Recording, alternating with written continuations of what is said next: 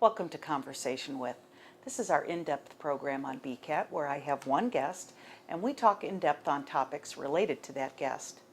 Our guest today is Mayor Lary Coppola. Lary is the mayor of the city of Port Orchard and he was elected in 2008, so he is in his second year in office. He will have his office through the year 2011. Welcome, Lary. Well, thank you. Mayor, I should say. Thank you, and welcome to Port Orchard. Thanks so much.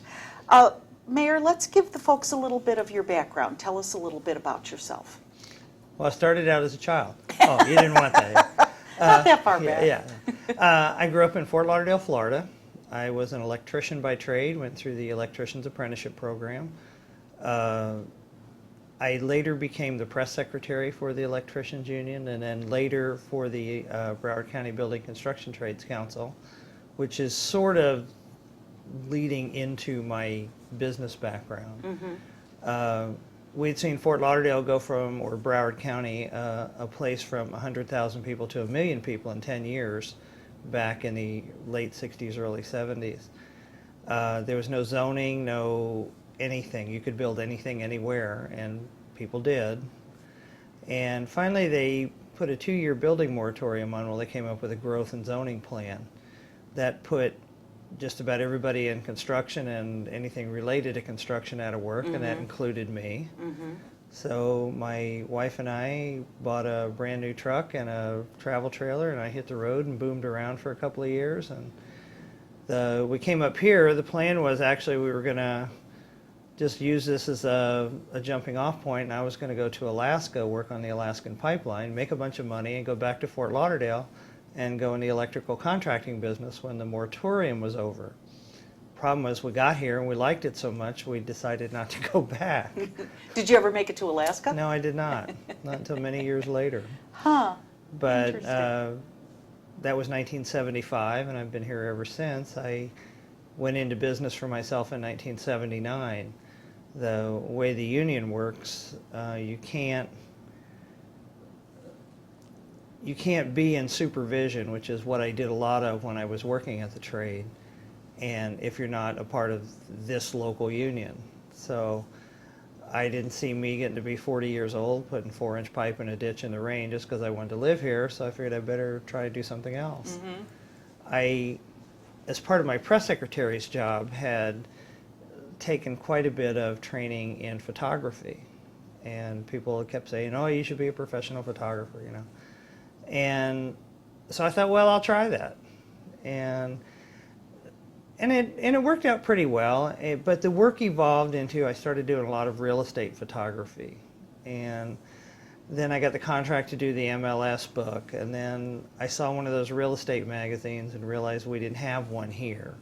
So I started one, and I ended up with, over the course of time, 4 of them. For a time, I was partners with another guy, Carl Scherer from Gig Harbor. And Carl and I were the largest independent real estate contractor, or real estate publisher in the state for several years. And, it just evolved. And when was the Kitsap Business Journal born? April 1st, 1988.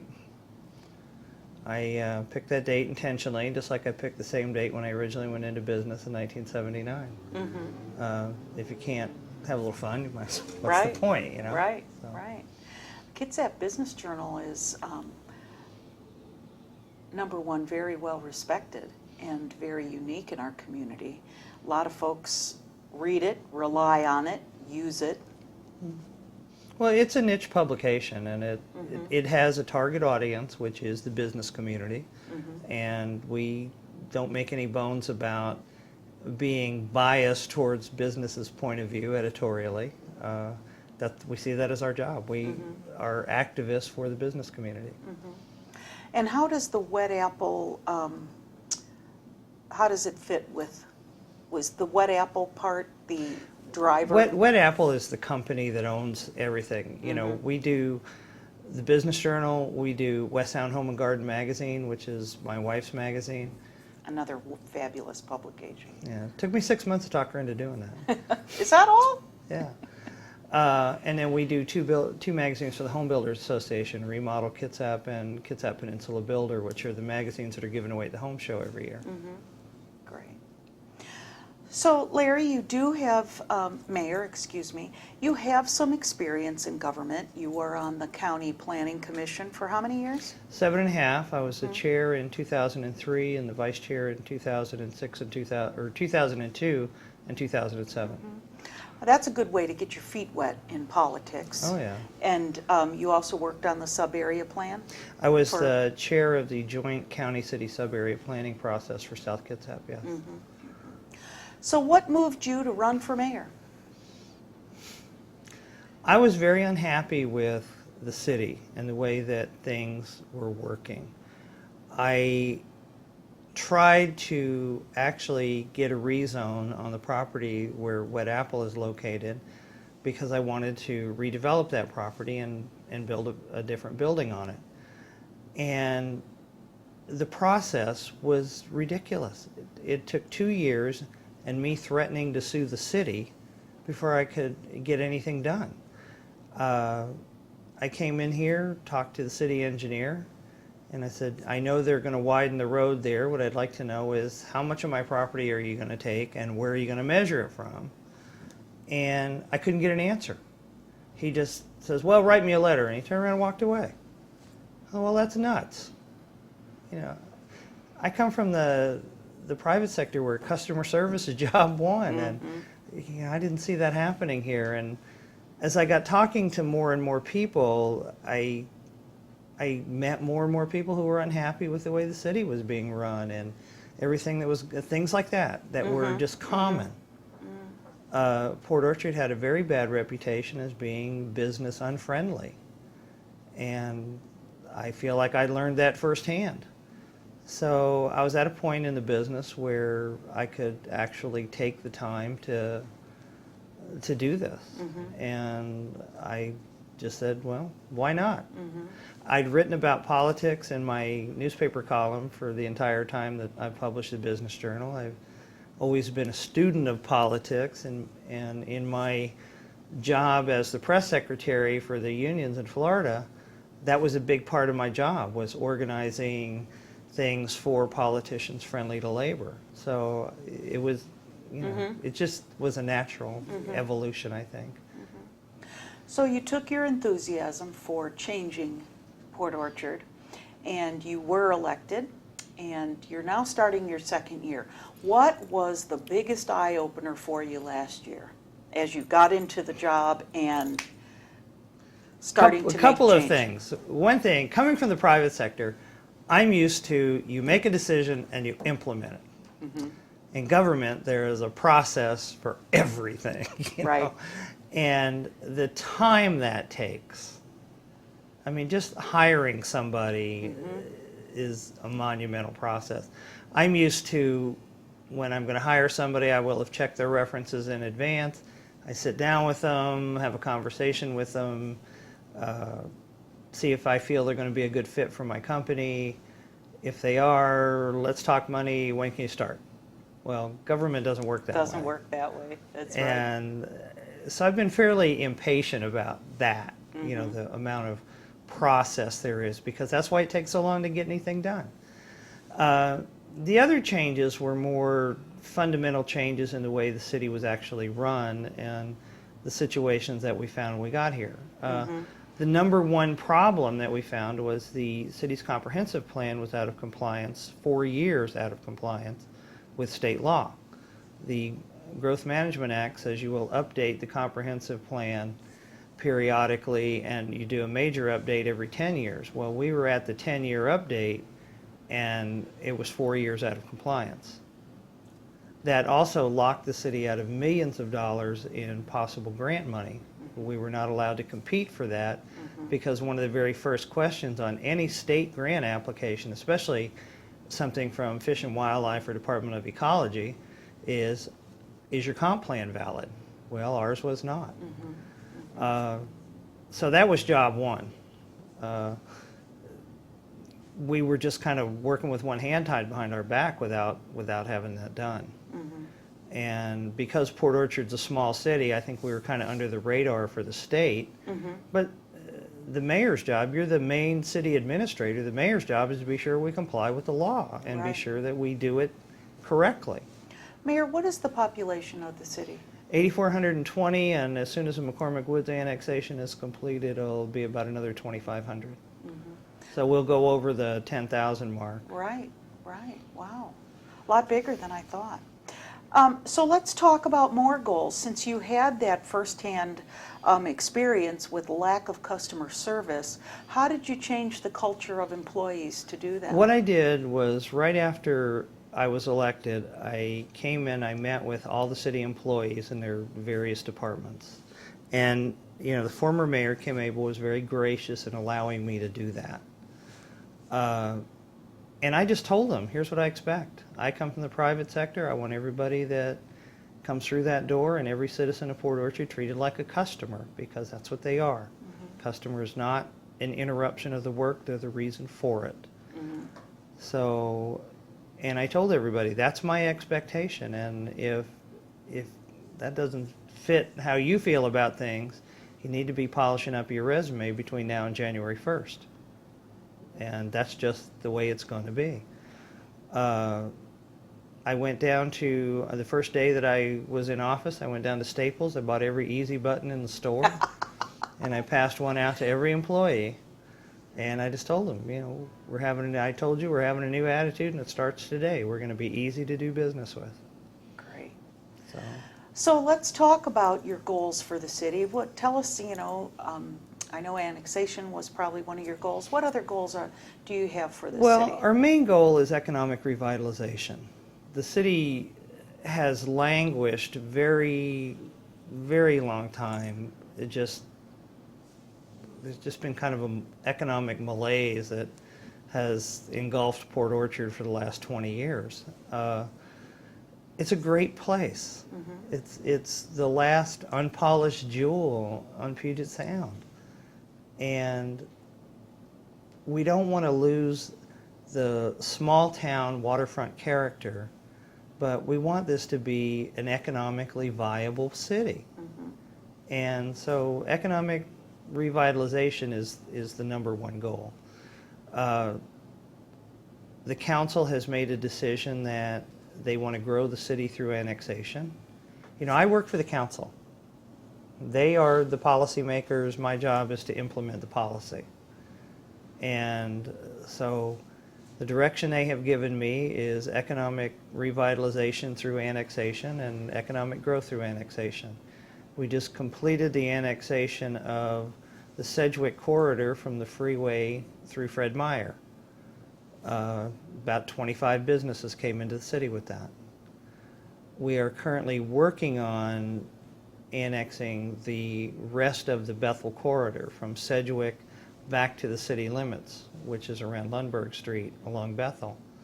And what our plan is the county's had 20 years to deal with the problem at Bethel, and they have not. So our plan is basically to take the sales tax revenue that's generated there, put that money back into infrastructure improvements and widening the road and, you know, developing that as a commercial economic corridor. It's zoned for it. It's just not been it's not been possible because of the traffic problem. So, you know, our goal is to fix that. So Mayor, how is the relationship with the county, since #1, they live in the city limits of Port Orchard. They don't live there, but their business. Yeah. Our courthouse, our our relationship admin. is good. I work with the commissioners on a number of boards. The mayor is mandated by statute and or interlocal agreement to be on the boards of numerous organizations. The Housing Authority, Kitsap Transit, Emergency Management, CENTCOM, Right. KRCC. KRCC, you know. And I work with the commissioners fairly closely on all those. Good. I think Commissioner Bauer is just an ace. He's done a good job. I don't think it's any secret to anybody that reads a business journal. I was extremely skeptical of Commissioner Brown, but he has done a good job. I'm very surprised at someone as young as him has caught on to the job and has the abilities that he has. He's impressed me, and surprisingly so. Commissioner Garrido, I have kind of a long history with, and we've come to, I believe, an accommodation for both of us. I was personal friends with Commissioner Angel.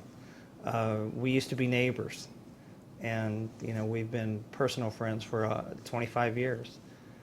Her husband has been a friend and a client of my business for longer than that.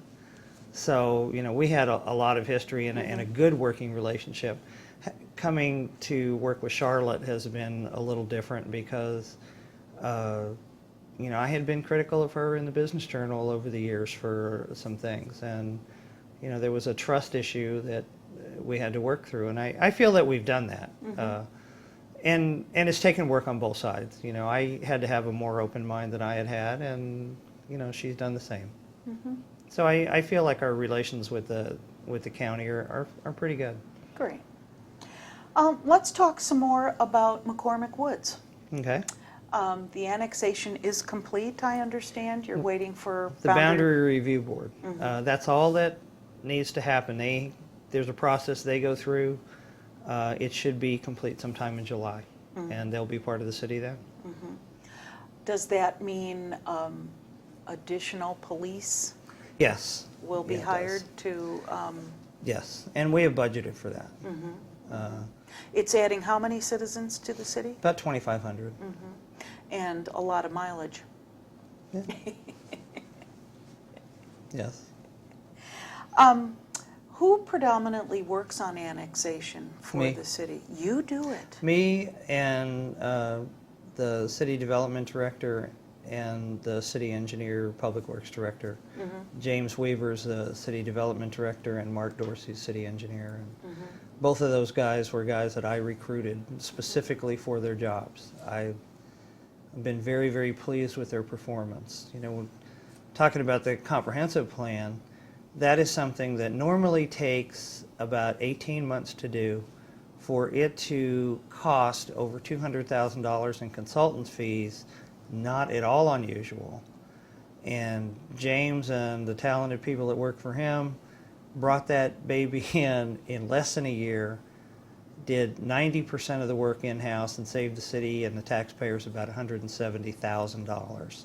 Wow. James is an ace. He's been just a great guy for me to work with and been my go-to guy for a lot of things.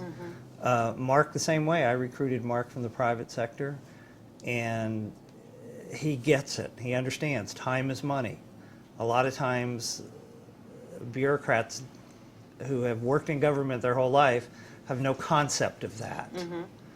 Mark gets that because he came from the private sector. He's done a fabulous job. He's moved projects that we have had on the books. He has moved them all forward.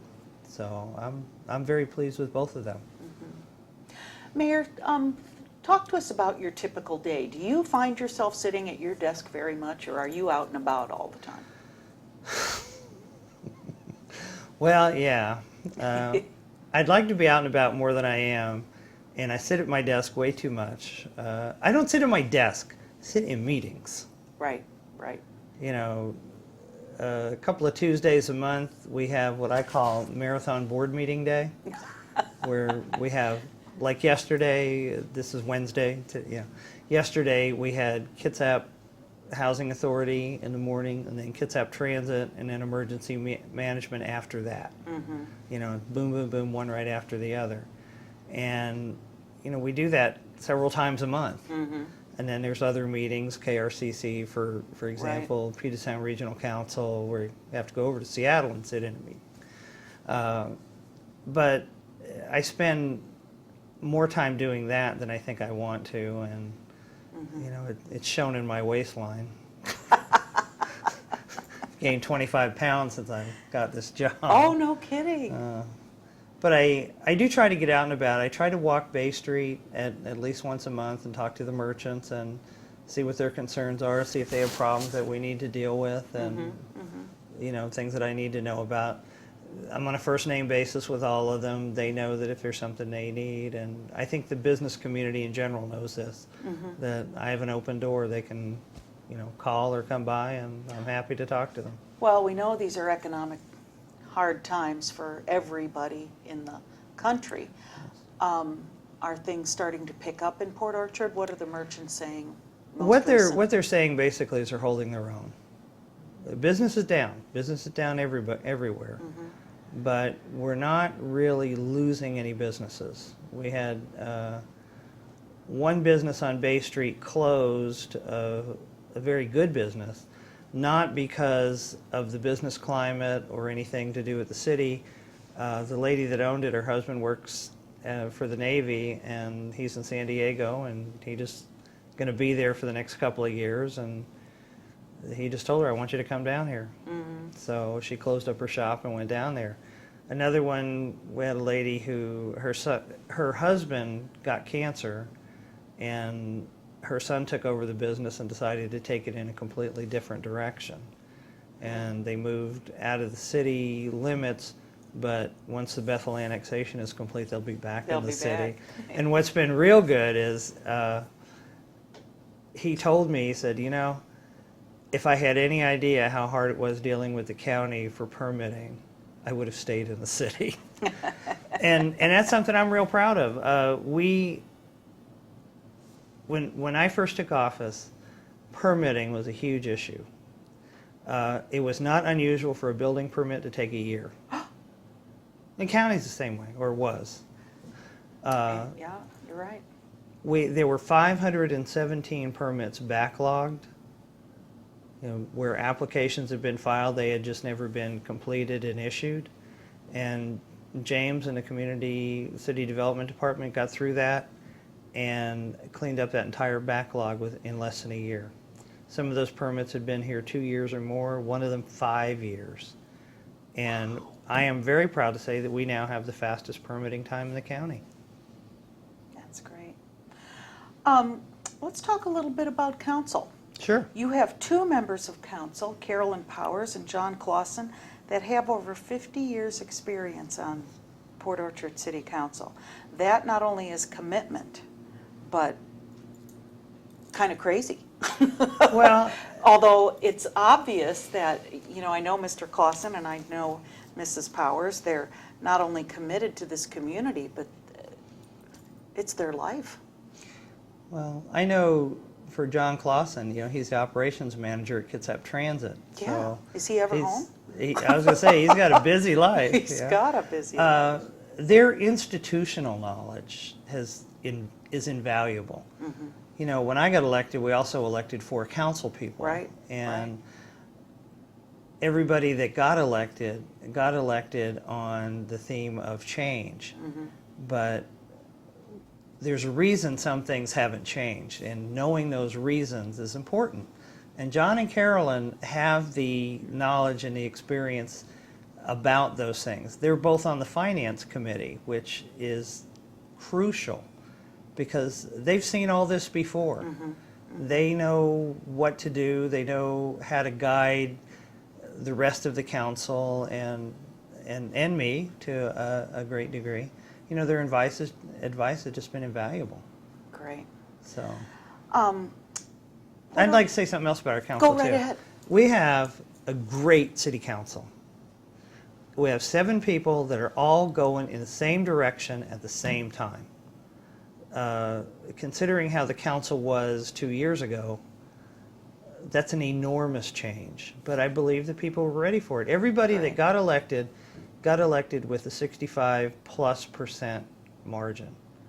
I got elected with a 70% vote. People were ready for a change. They were ready for a new direction for the city, and they set it at the polls. And there's always a honeymoon period when you start out with the council. Well, that lasts about 6 months. We're almost a year and a half into this, and we've only had a handful of split votes about anything. Great. So I think that says a lot about the council, the the quality of the individuals as well as their And commitment to the city. good discussions happening, Yes. study sessions. Yeah, we implemented. work. I implemented that. We streamlined the committee system. We had 7 committees, and each council person was in charge of one. We streamlined that to 4 and implemented study sessions.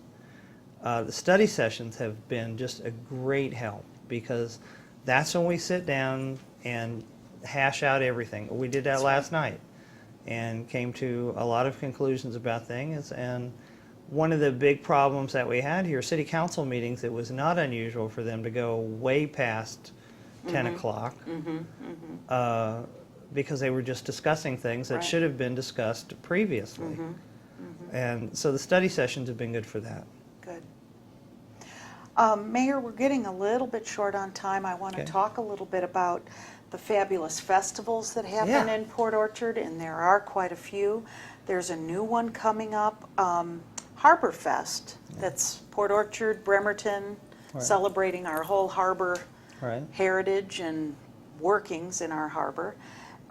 We're all familiar with the Fathoms of Fun at the end of June, culminating on the 4th of July, huge fireworks and parade and everything. Cedar Cove Days, is that a new event? That's a brand new event, and it's based on New York Times bestselling romance novelist Debbie Macomber's books. They're set in the mythical town of Cedar Cove, which is actually based on Port Orchard.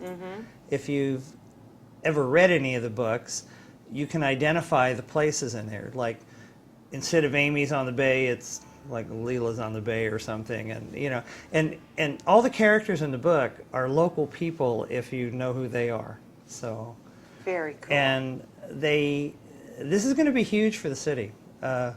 They have contacted everyone on Debbie's mailing list. Harlequin, Debbie's publisher, has donated $60,000 to making this work.